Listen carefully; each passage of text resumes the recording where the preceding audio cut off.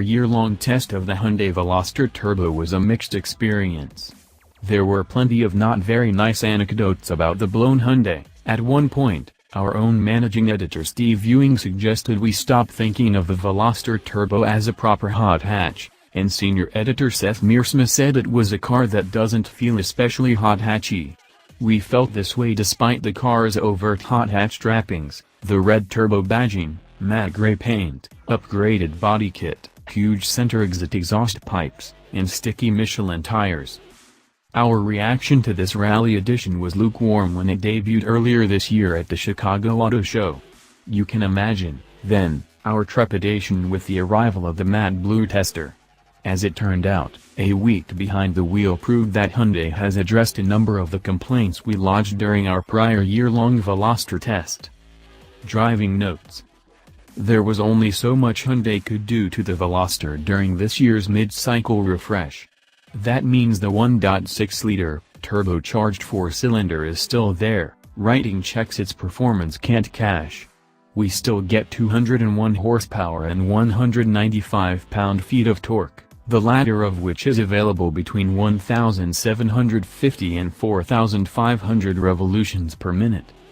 Despite the generous torque spread, there's no sense of urgency with this engine. Pair that with the still persistent turbo lag, and the Veloster Turbo feels slower from behind the wheel than other hot hatches, even less powerful competitors like the Fiat 500 Abarth.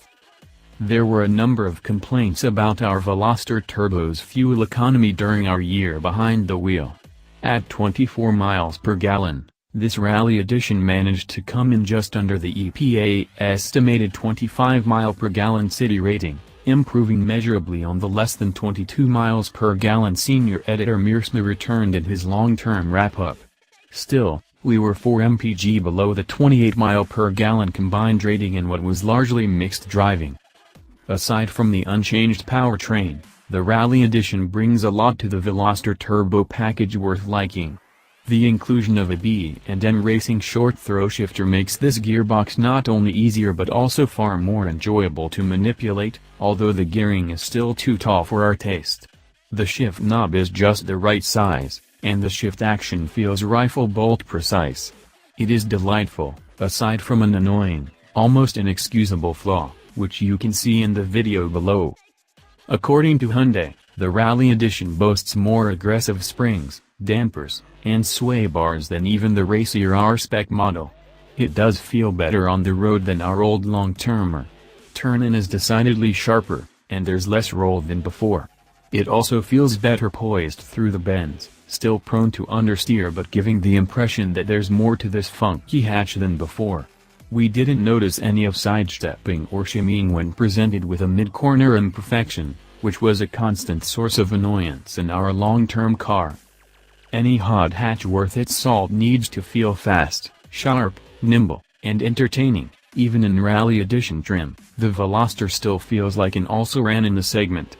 The Rally Edition's unchanged steering is too light and numb, especially relative to something playful and communicative like a Mini Cooper S. Its suspension remains too soft, even with the special edition upgrades.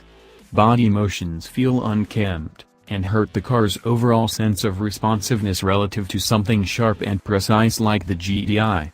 We doubt most non-enthusiast consumers would find anything to complain about, but there are better hot hatches out there. While we can look at the performance and handling objectively, the Veloster Turbo Rally Edition's aesthetics are entirely subjective. The full carbon fiber on the exterior actually looks